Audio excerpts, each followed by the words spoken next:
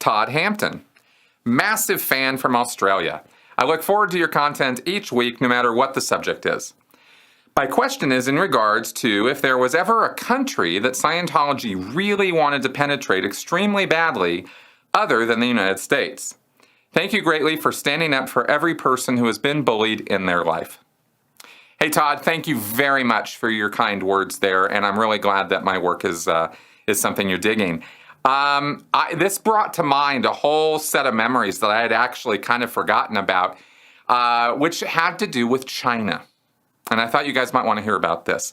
When I was still a public Scientologist, in fact, when I was still in school, I was still in high school, I heard about some kind of a project that involved international travel to China. And it was an educational project. And so I went down to LA and I met with somebody at the at the time was the equivalent of the kind of what they call applied scholastics, or the effort to spread Hubbard's study technology and learning how to learn, that kind of thing. And they were trying to make inroads into China using this as a first sort of olive branch, because at the time, or somewhere around there, this was in the 80s, they had successfully gotten Dianetics sold in China. And they had a picture of a bunch of Chinese people, flocking over this book stand and taking over all these books and buying books. And they said that, of course they said that Dianetics was taking China by storm and the demand was huge and now was the time to move in. And they were looking to recruit people who would be sent over there in order to do this kind of missionary kind of work and spread study technology. We weren't going to be going over there to do Dianetic stuff. That was just kind of a measure or gauge of how successful or popular L. Ron Hubbard could be there. So this was the next strategic move, I guess. At least that's how it was explained to me. Well, clearly I did not take them up on their offer. I thought it was a little too scary, the idea of going to a foreign country like that, especially China, as a teenager. And believe me, I would have been, total fish out of water. I would have just been in way over my head, and that would have not been a good thing for me to do when I was 16 years old. But that was an offer that was thrown out there. And China has always been a place that Scientologists have sort of, China, we got to get into China, because there's all those people there. There have been inroads, pretty big ones, made into India.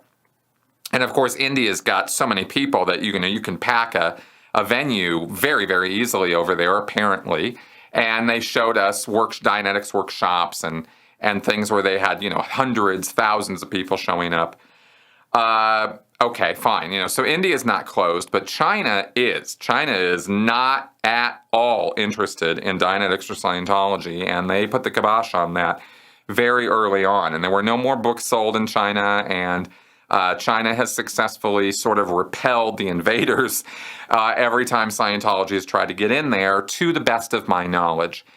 Perhaps at this point, with China opening up a little bit more, or maybe apparently, this is not an area that I am at all expert on, but it's certainly possible that there's some Dianetics or Scientology work going on in China, similar to how Russia was opened up. It was because Russia opened up by a woman literally taking a copy of Dianetics, or at least this is the story, translating it, spreading it around to her friends, and then they started this Dianetics counseling group, and then that eventually became a mission, which eventually became an org, and now Russia is flat out raiding Scientology churches and trying to get them kicked out of there.